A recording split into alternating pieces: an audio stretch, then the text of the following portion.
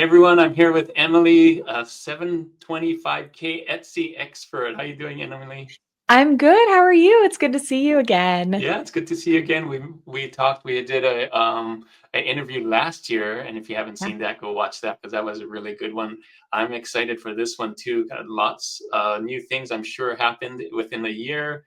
You're going to Yep. tell us all about it. I'm going to ask you 10 questions. Hopefully, we get a lot of those answers for my audience about what's going on this new year and what we can do this year to prepare for Etsy and make more money online, especially as we get into Q4. I think this is an exciting time to have you on.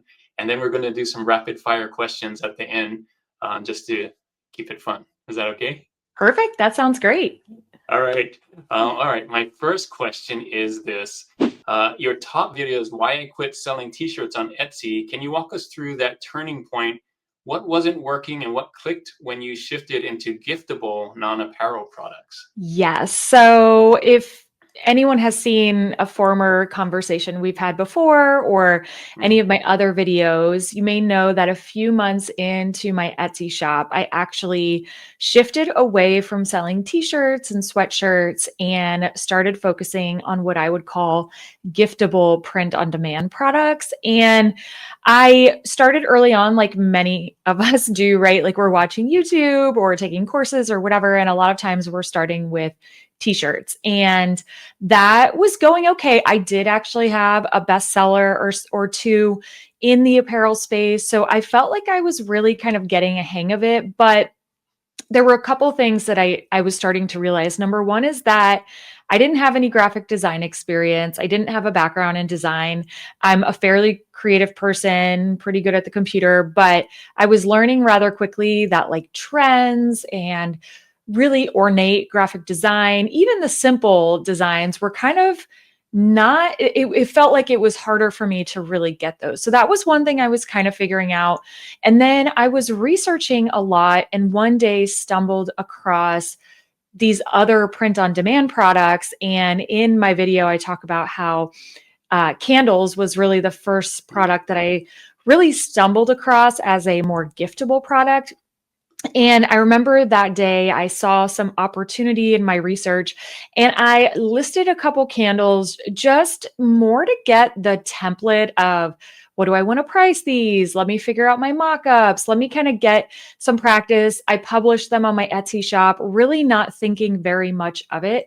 And then I literally sold one of those candles that same night. Wow. And I remember just thinking, oh, wow, there is definitely something here that I should explore. And what I really loved about the candles and these other products that I talk a lot about, which are like journals or mugs or different products like that, that are considered more gift friendly, is that the designs were so simple. So for example, this candle that sold was literally 5 words on a label and that was all I had done. But what I figured out was I was connecting with these very specific audiences in a way where they couldn't find that gift down the street at Target, right? It was something very unique to their hobby or to where they were in life, a milestone moment, whatever it might be, but I could do it in a way that was very simple when it came to graphic design. So like I said, I was starting to have that realization that I'm not very I'm not great at designing t-shirts. I'm okay at it, but it wasn't certainly my area of expertise, but what I could figure out was how to create these really simple designs and then be able to pair it with a very specific audience and for it to sell. And so that day that I listed those candles, did that research, that kind of kickstarted it. And then throughout that first year, I really started shifting primarily to these gift products. And Q4 that first year is what really solidified it for me because that Q4 was absolutely insane for me as a new seller. And so it just reaffirmed that this was an area I had really figured out and it really met my skill set and I could speak to specific customers, but I could do it in a really simple way. So that's a little bit about kind of how that journey unfolded.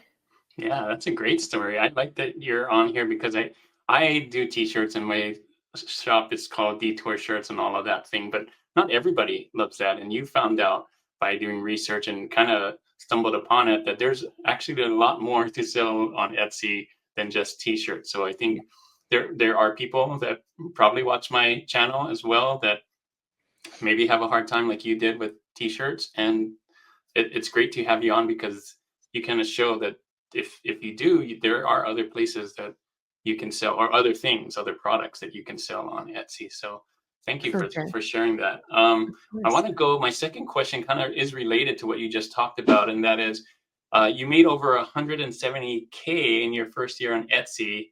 What are the biggest drivers of that growth? Product choices, niche strategy, mindset, or something else? Definitely a mixture, I would say. I think that switch to giftable products first and foremost was key because in my first Q4, so my first October, November, and December, I had made more in those 3 months than I did the rest of the Wow. year combined. And I think a lot of that is because Q4 is such a gift buying season that I really saw how much potential there was in this space. So I think first and foremost, it was definitely that switch for me to gifts that really propelled my shop, especially during the holiday season. So that was huge. And I would say to back it up even more before that, I think another thing that was pivotal for me was learning how to do that research Mhm. for buyer demand because I would not have ever even discovered these gift products had I not been doing that research and trying to figure out what do Etsy buyers even want. And I think something that's a little bit different in how I approach teaching about print on demand and Etsy and how I kind of approach that research is I don't necessarily go by keyword scores.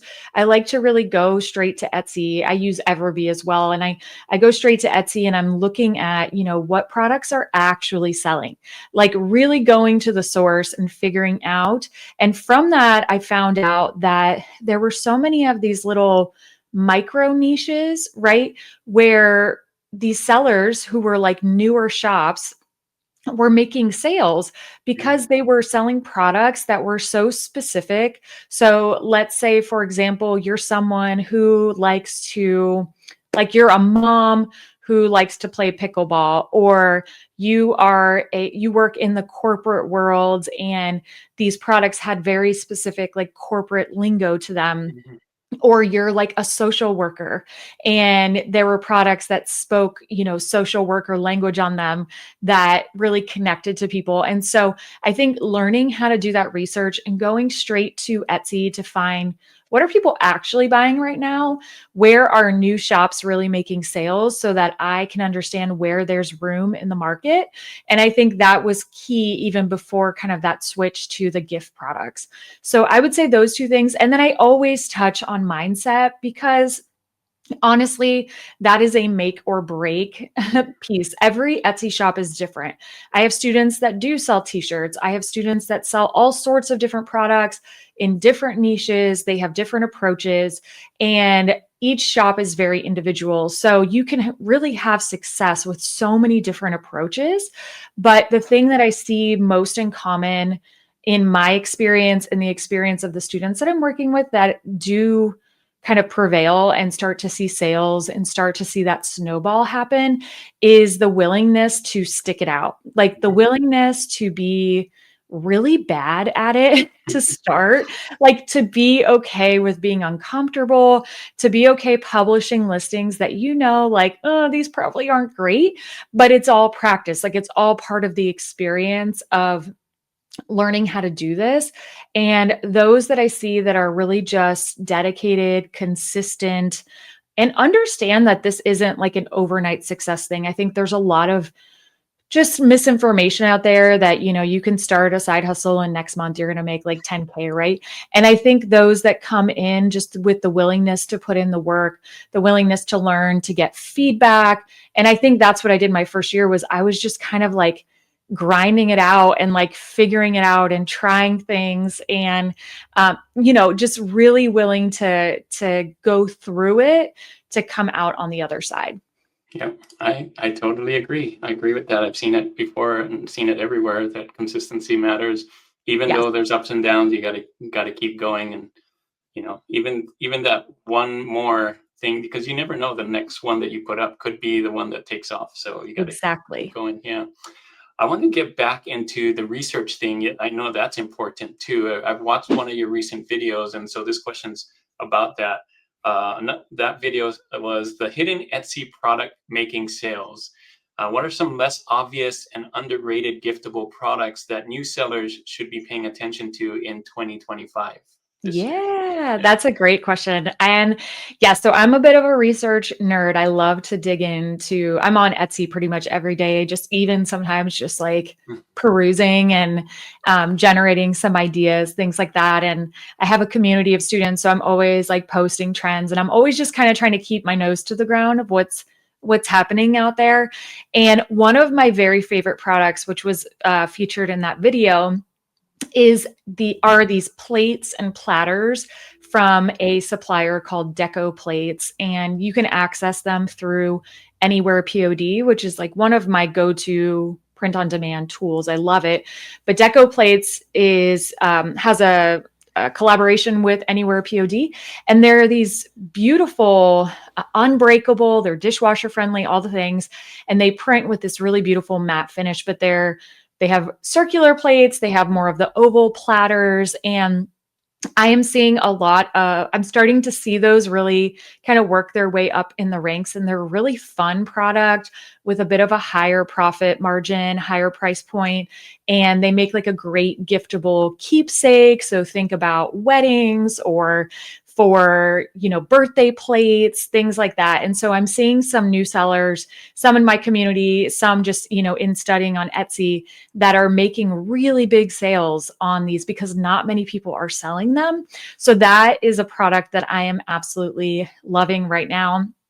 Um, and then, it's interesting, like I'm seeing a lot of success in my community and with the students I work with, still with like good old faithful products. So ornaments right now, mhm. huge. Like I have a few students that are making killer sales on ornaments, and they are newer shops.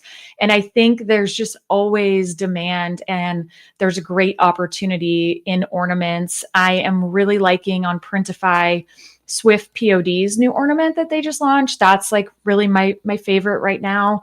So that has been a huge one for a lot of the students I'm working with that are kind of brand new to this. They are making really great sales right now with ornaments still. And then I would say too, like one product I absolutely love that I don't feel like gets talked about enough. I do talk about it on my YouTube channel, are the hardcover journals from District Photo on Printify. That's one of my favorites. And I remember when I first started digging into these, I was like, who's going to buy like a blank Mhm. journal with like just lined pages? And these little books, my goodness, they sell like crazy. And they are just one of my favorite products. They turn out so nice. I love them. So that is another giftable product that you can really go in a million different directions. I see them in every niche, and I'm still seeing relatively like new or brand new shops that are making sales with these journals. I actually had a student last week who's new to this, and she got an order for 80 journals in one order. Oh, wow. 80. So like there's opportunity for gifting, there's opportunity for bulk orders, and they're really lightweight. They have good profit margins. You can make 40-50% on those journals. And there's just so much opportunity in those. So I really, really like those. Nice. Wow. Thanks for giving us the scoop on what's popular this year. Yeah. Yeah, I would not have known that. So this is great. Yeah. People take note of that one. Yes. My next question kind of is related to this about the whole giftables thing, and it is, what makes the gift plus events niche so much more scalable than traditional apparel-based POD, especially for people trying to break out of low sales? Yes. This year, I have really dug into the events niche quite a bit. And it's one that what I've kind of figured out this year is, there's a lot of unknowns in the world, right? The economy and different things going on. And I was doing a lot of digging into research on, well, what is it that I feel like people are going to buy regardless? The people who have like this discretionary income to spend. And when you think of things like weddings, baby showers, bridal showers, first birthday parties, kids' birthday parties, retirements, things like that, people are still investing in those to make them really special events. And those are events that people generally will spend a little extra money, right? Like they want to have something unique. They want to have something specialized to the person that they're celebrating or the people that they're celebrating. And so I made a concerted effort this year to really dig in to the event space and then also pairing that with these giftable products. And it's gone really well. So I shared recently my September from last year was up 40%. And I attribute that to number one, focusing on the event space, and then also adding in more customized products for these events and I can do that because I'm using Anywhere POD to help with that customization, because normally it would be way too much work. So I added in personalization and I've really focused on these event spaces. And I think even when there are so many questions out there about like, are people spending money? Are they not spending money? I have found that a lot of people are still investing in these kind of milestone moments.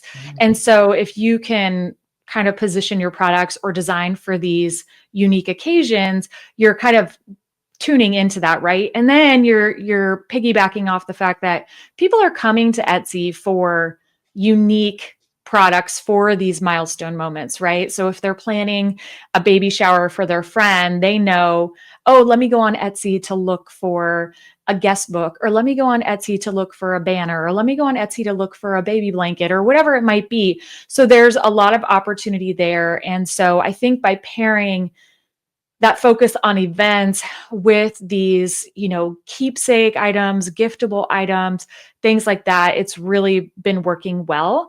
And what's nice about events too is that they're always happening. So they're happening year round, right? Like they're happening January to December. And there's always like new themes that are emerging or new trends that are emerging, but they're always happening every day of the year. So it's not like there's necessarily peaks and valleys to some of those, because there's a baby shower, hundreds of baby showers happening every weekend, right? So getting to kind of, lean into that and honestly, it's a very fun niche to sell in, because there's just lots of fun stuff to create for the space. And people are always, usually really excited, and they love kind of getting these unique things that they can use at their event. That's cool. Yeah, that's so smart to pair that with events. And Yeah. I like what you said. There's no peaks and valleys. It's like it's Yep. almost evergreen. It happens all the Yep. time. So, yeah. For sure. I wrote this question, and I think you've already answered it, but I'm going to ask it anyway. Sure. What's working right now in 2025 from your students and your own shop? What specific prototypes? We already talked about some of them, Mhm. or event niches, which you talked about as well. Which one of these are performing best this year in 2025? Can you share some of those best of 2025 themes? Sure. So, yes, definitely events. That's one that I am seeing the numbers on Etsy are still really consistent. And it's an area where people still seem to be buying in. So, I would definitely say events. I kind of touched on them, but some of the events that I'm seeing do really well are everything from graduation parties. And I encourage people to think about getting specific. Think about a nurse graduation event or a lawyer graduation event, right? So not, getting a little bit more specific and targeted with the products that you're creating.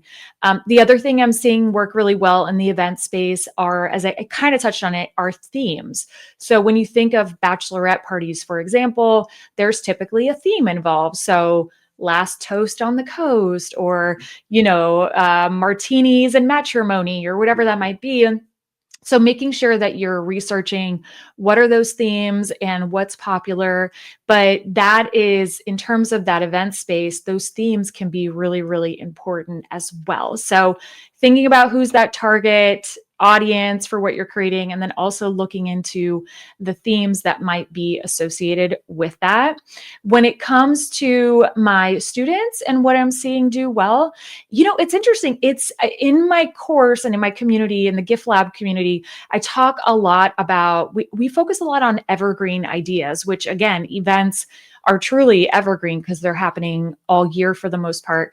And we talk a lot about evergreen ideas. And it's honestly where I'm still seeing my students have a lot of success paired with these designs that are super specific to like a hobby, or we're talking about like somebody who likes to do bouldering, or someone who likes to plant a specific flower, or someone who likes to play a very specific card game. That's where a lot of my students are seeing that success, are with these really targeted and what I would call like micro niche ideas, because there's not as many people selling them, right? So if you're thinking of selling a candle for a mom, it's going to be hard to stand out because there's a lot of established shops that are making sales in kind of that more general space. But if you're making a candle for a field hockey mom, there's not that many people doing that, right? So you are more likely to stand out. And so I would say for my students, that's really what I'm seeing, is them finding success in these lanes and then kind of building off of that from there. Sweet. Good. Wow. You gave so many tips on products and events and all of those things.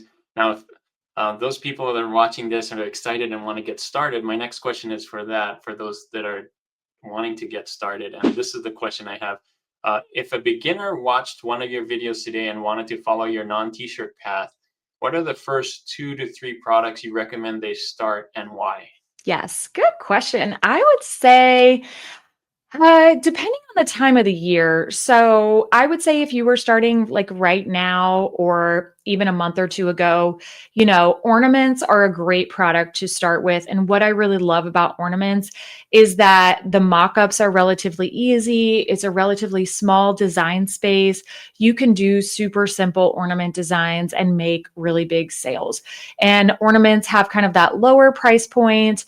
They're easy to ship, all of those things included. So ornaments can be a super beginner friendly product. So that's one that I really go to because it can be so, so simple. The other product I would probably say journals would be like the hardcover matte journals from District Photo.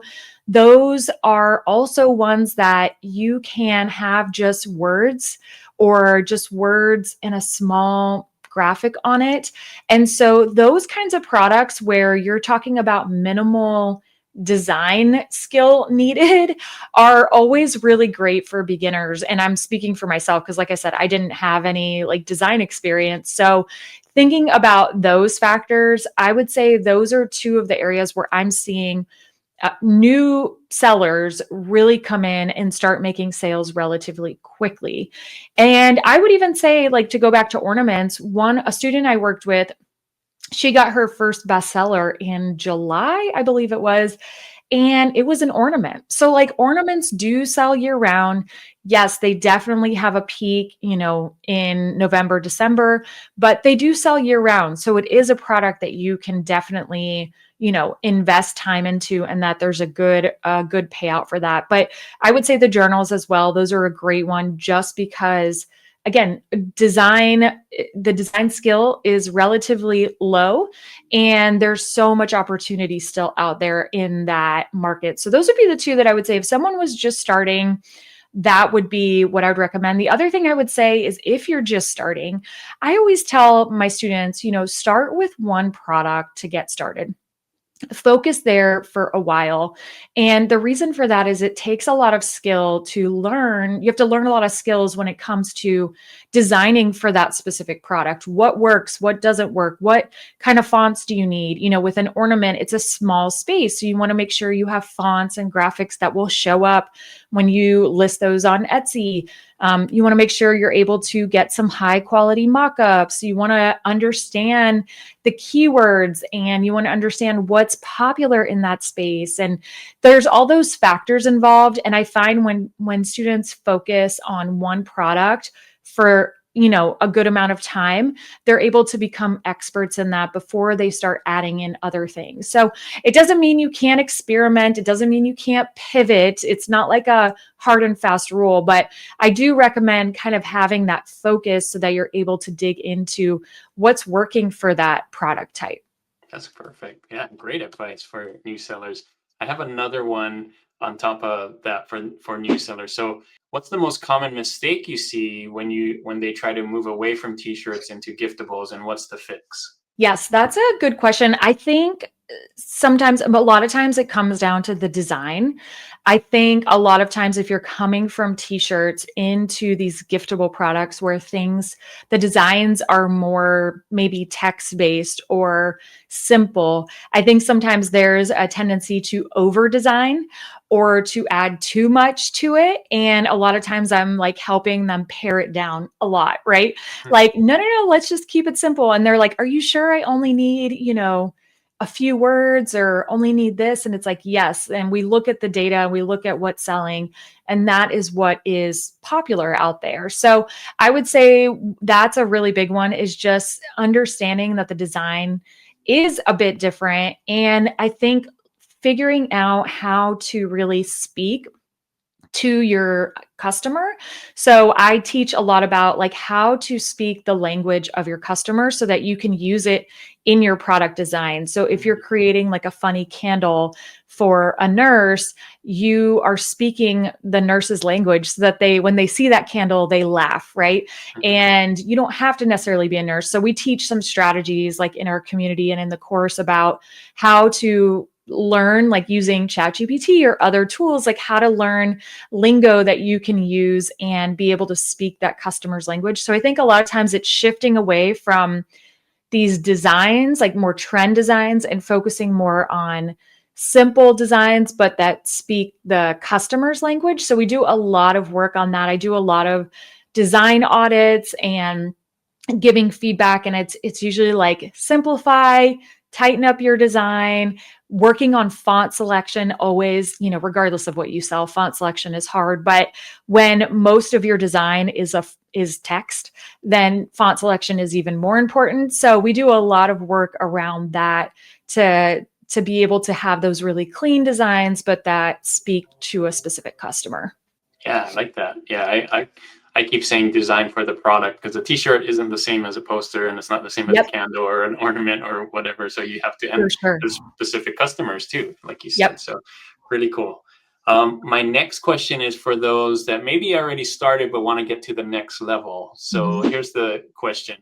When somebody hits that 5K, 10K monthly plateau, what strategic shift helps them scale towards consistent 20K plus months in the gift slash events niche? Yes. And this is, I actually have a student who they were kind of at like that 5K ish, and they just hit 10K in November already. And Wow. they're kind of on track to hit 20K this month, or Wow. probably more, honestly. And what I teach a lot is about, number one, doubling down, right? You hear it all the time on YouTube and other places. Like, if something is working, do more of it. And I always tell my students, like, imagine you're squeezing a sponge. Like, you want to wring that sponge as dry as you can, right? Like, if you have a design that's working, and especially in this giftable space, if you have a design that's working on a mug, for example, how can we then use that design for a lot of other different customers? Because if it's working for these customers, odds are it's probably going to work for these customers over here too. So how do we get as much as we can out of that one design style, that one template basically that you've created, and be able to use that in as many ways as possible? Because what's great about that is then you have that efficiency. You're not sitting down to have to design from scratch every single time, and you're sitting there and you're just replacing a couple words or changing out a little graphic, and it's not like you're having to design. You're just like really trading things in and out and applying them to different customers. So even if you have some products that are selling well, you have a bestseller, or products that are even getting a sale here or there, the first thing I do when I sit down with a student is like, show me your listing stats and let's see what's working, and let's figure out a game plan to basically exploit that as much as we can. Like, let's do as much as we can with that one idea. And that is what I see helps people scale. And an example I like to give is in my first year, one design template I created for a product, I probably put on, I don't know, 250 different Wow. product listings.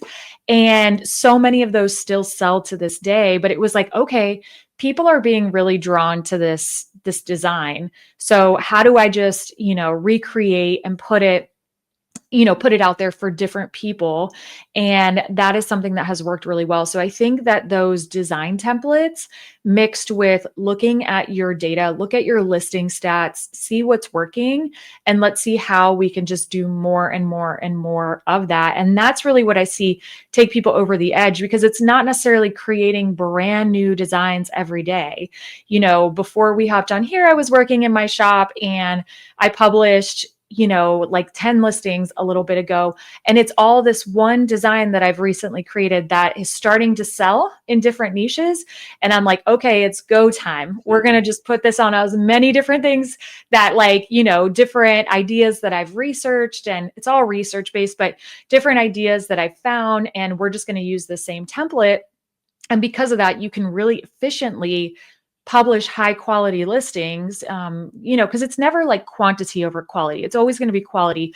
But if you have a validated idea, and if you're at that 5K mark, you likely have validated ideas. So let's do more of what's working.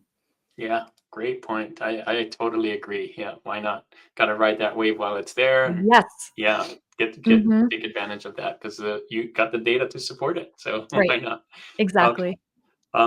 Great advice. My next one is about Q4 specifically. Since Q4 is your biggest season, how should sellers prepare now to take advantage of the massive demand, especially if they sell ornaments, totes, journals, or personalized gifts? Well, first thing is keep listing, right? So I hope you haven't stopped. I hope you keep listing. I'm currently running a Black Friday challenge in my community because Nice. the goal is to keep them listing until, that Cyber Monday, uh, Black Friday, Cyber Monday weekend, Mhm. because I have literally had products I list like the day before Black Friday and then they sell that weekend, right? So Wow. there are just so many more people shopping. And the best thing to do right now is if you're kind of in the midst of it and you're not sure, like, should I stop listing products? What should I do? Keep going, right? And I think just keep kind of pushing with those gift products. The other thing I would say is don't feel like you have to sell Christmas specific designs. I focus a lot on teaching, as I mentioned, evergreen design. So products that will sell year round. So even though we're kind of pushing to keep listing through Black Friday, in an ideal world, a lot of those products hopefully will still sell even, going into the new year. Because when you think about what are people purchasing for the holidays for people in their life, whether it's a loved one or a coworker, it's not necessarily something with a Santa Claus face on it, right? It's, Mhm. a funny gift that relates to their career or to their hobby, and it's something they can use. So that is really what we talk about and we focus a lot on.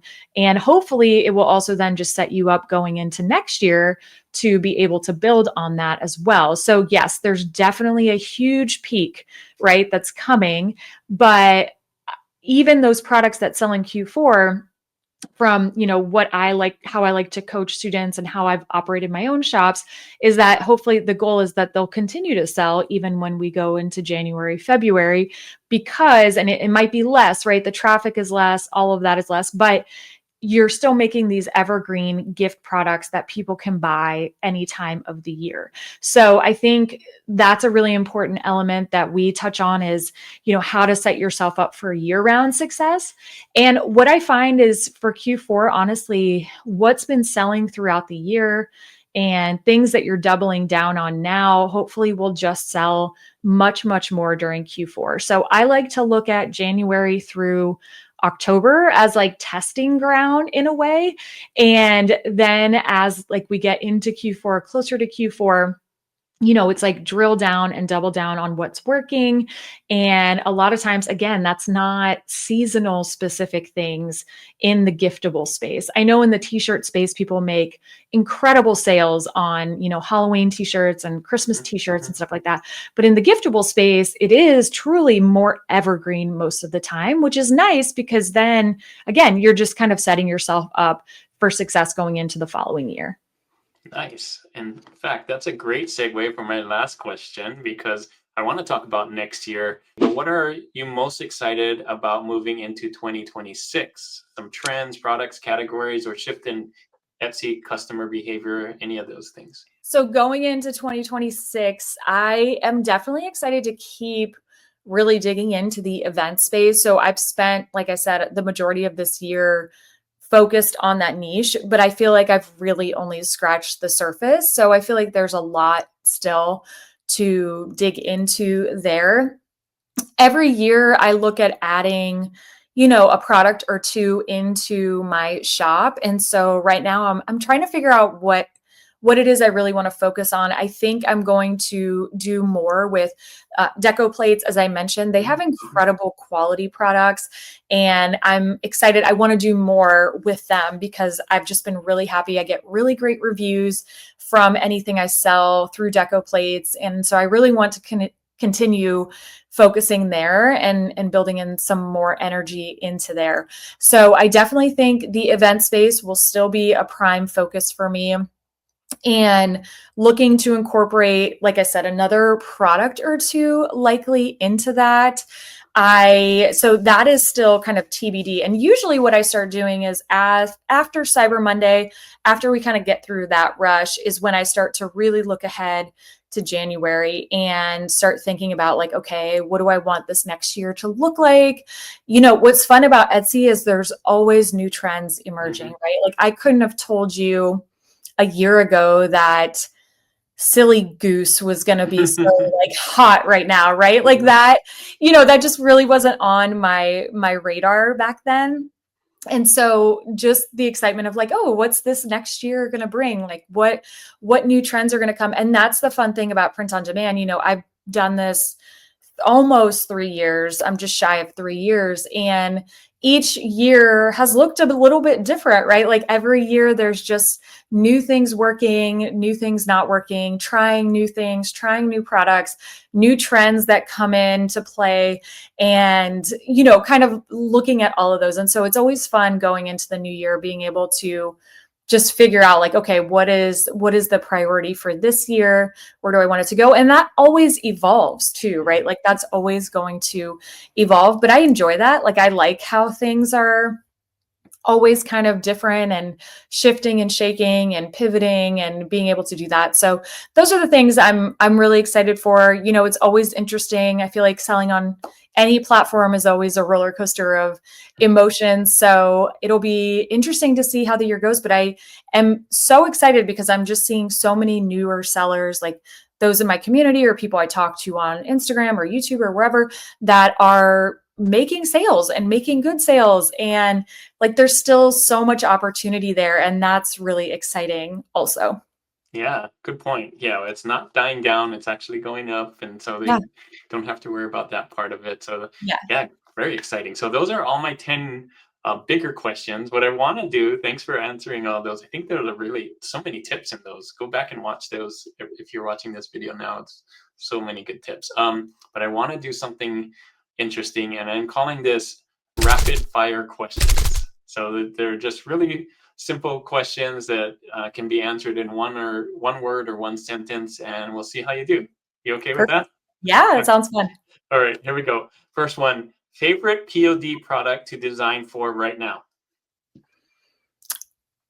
The deco It's plates, the okay. We plates and talked the about it. platters. I thought you would Yeah, say that. Number two: a giftable product you think is underrated. definitely the journals that I talked Mhm. about. I would say those hardcover journals because one word, the journals. Yes. Yeah, I agree. And next one: trend you love to see disappear. Oh, that's interesting. Going the opposite way. 6, 7. Just Yeah, yeah. I don't know. Yeah, I don't understand it, but I like getting sales for it. But yeah, For sure. For no. sure. Okay, number four, trend you hope sticks around. Opposite. The like doodle designs. I love those. Yeah, I love those. I yeah, really do. I like that's a them. fun They're a one. lot of fun. Yeah. They're totally fun. Yeah. Okay, number five, your favorite event niche, wedding, corporate, birthdays, holidays, etc. Which is your favorite? Baby showers, Baby surprisingly. showers. Yeah, that's a good Yeah, one. you can't be upset or in a bad mood when you're designing for a baby shower. Like, True. it's so fun. That's a fun one. Yeah. One metric you check every week, no matter what. This is a good question. My conversion rate. Conversion rate. Ooh, wow. I Mhm. would not. Yeah, that's a good one. It's a good one. Yeah, Um, your go-to research tool at the moment. Everbee. I I'm a love tried and true Everbee every girl. minute. Yeah, Yes. perfect. Um, biggest lesson you learned in the last year? Mm. 2025, this year, I'm guessing. Yeah, being flexible, like being willing to pivot and Mhm. just like, being able to step back and say, okay, let's figure out where we need to go next. So I think just being flexible is Flexible. has been good. Yeah. Yeah, that's a good one. One habit that keeps your shop growing. Consistency, like Yeah, I'm active in my shop. yeah, I'm listing probably every week, even if it's one or two things. So for me, I think that consistency has proven to work really well. So I yeah, agree. I agree. That's not just Etsy. I think that's everywhere. So, across the board, right? of course, Yeah. yeah. I noticed when I let some of my shops go, like T Public, for example, I haven't uploaded there, and sales started Yep. falling as it does. All right, last one. One piece of advice you give every new PLD seller. Mm, I would say it's really that sticking with it, like Mhm. that the mindset matters. Mindset. And the mindset can truly make or break someone in this, and it rightfully so, right? Because it's not easy in the beginning. Mhm. And I think just that mindset matters and giving yourself grace like through the process because you're gonna be bad at Yeah. it. Yeah. Yeah, I totally agree. I think it does matter if you go in knowing that this is going to take a while and my goal is way over here and I need to do these things to get there Mhm. kind of thing instead of like you said earlier thinking that oh this is going to be easy I'm going to make something in the next month and you Yep. might give up because of that. So yeah, mindset matters for sure. Yeah. Thank you so much. Those are all my 10 rapid fire questions. You did great. Yeah. Is there anything else that you want to talk about that can help my followers that are watching this? Yeah, I just wanted to share if anyone is interested in learning any more about selling these kind of giftable print on demand Mhm. products, that I do have a course called the Gift Lab, and we are running a Black Friday special on that. So, Black Friday weekend, it will be 50% off. Nice. And yeah, and it's a course that I really use. I made, and with Gold City Ventures, we partnered together on this, and it's a great comprehensive course if you're interested in selling these giftable products. And then we also include design templates with that. And also my favorite resource I've probably ever created, which is called the Micro Niche Workbook, which really walks you through how to create these gift products that are specific to a specific customer. And it basically uses the formula I use when I'm creating and researching creating my products, and it puts it in a workbook format to help you generate like hundreds and hundreds of ideas for your shop. So that's one thing I love. And then I also have a community, a monthly membership hosted on School, and I have live weekly calls with my community and am constantly posting different resources in there, like Trend Tuesdays, and I post like little workshops on Fridays. And then once a month I'm also releasing, instead of a trend report, I actually do what's called an evergreen report. Mhm. So I'm sharing these evergreen product ideas where I'm seeing new shops making sales to help kind of generate ideas ideas for their shops, and comes with like keywords and niches that you could use it for and design templates to start from. So a lot of really fun stuff. It's become such a fun, positive, supportive community, and everyone in there is so wonderful. But yeah, really focused again on selling these gift products and how to find success kind of in this lane on Etsy. Nice. Thank you so much. Yeah, if any of you want to do that and do the giftable thing, I think that's great. And then you have someone that actually has done it and can tell you, and a full community, which is amazing. So you can all share your success and what's working and what's not working. And I love the workbook idea too, because a lot Yeah, of times if you just go into it and like, I want to do POD, but then you get in there, buy all the stuff, and then you're like, okay, what do I do next? But exactly. yeah, you get Yes, kind of stuck. exactly. So this is great. I'll put the links in here, and of course we have your YouTube right here, as well as your Instagram, right, that you're active on. So you can check that out as well. So check the description if you're interested. I'll put a link to both the course, the Black Friday special, of course, and the community, right? So Yes, that's awesome. perfect. Thanks so much. Yeah, thanks for being on here. I think this is great. I always like sharing like new ways to make money online, not just t-shirts, because I think I love that, but there's other ways to make money online, especially in Q4 and throughout the year with print on demand. So thanks for sharing your expertise and giving that with my community. Yeah, thanks for having me. It was fun. And maybe we'll do this again next year Yes, as well and see how get more questions there too. that sounds great. All right, we'll see you then. Have a great Q4. Bye. Bye.